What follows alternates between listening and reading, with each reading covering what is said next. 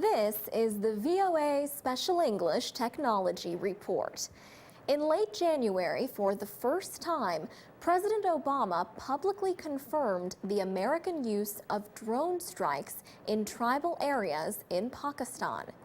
He answered a question on the subject during a Google video conference with people around the United States.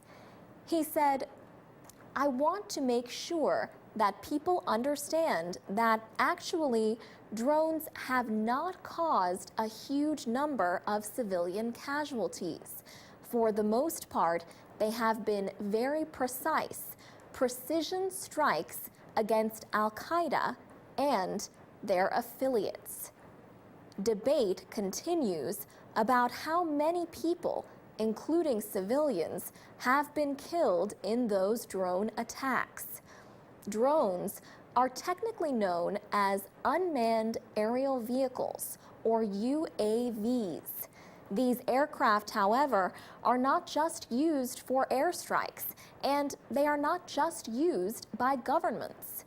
Drones are useful for aerial photography, including industrial tasks like pipeline inspections. And human rights activists, environmental groups, and journalists are increasingly using drones in their work.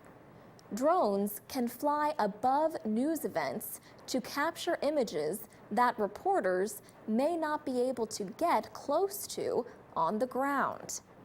Matt Wade is a journalism professor at the University of Nebraska, Lincoln. Students in his drone journalism lab are exploring different uses for drones in news reporting.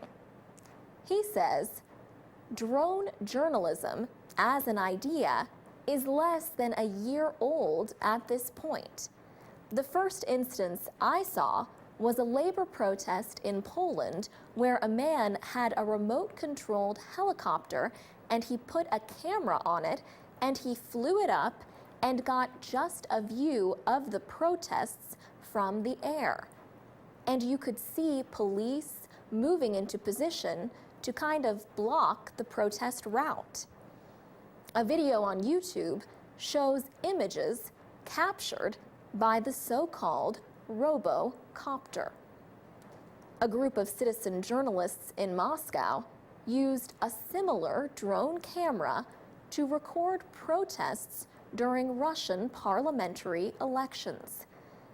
And Professor Wade noted a recent environmental case in the United States captured by someone flying his remote-controlled airplane.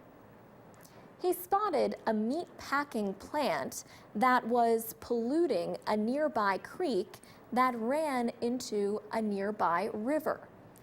He had images of a river of blood flowing out of this meatpacking plant, which was against the law.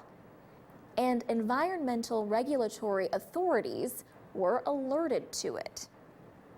Drone use in the United States is now rare because of federal restrictions on airspace. However, a new law calls for easing those restrictions by 2015. For VOA Special English, I'm Alex Villarreal.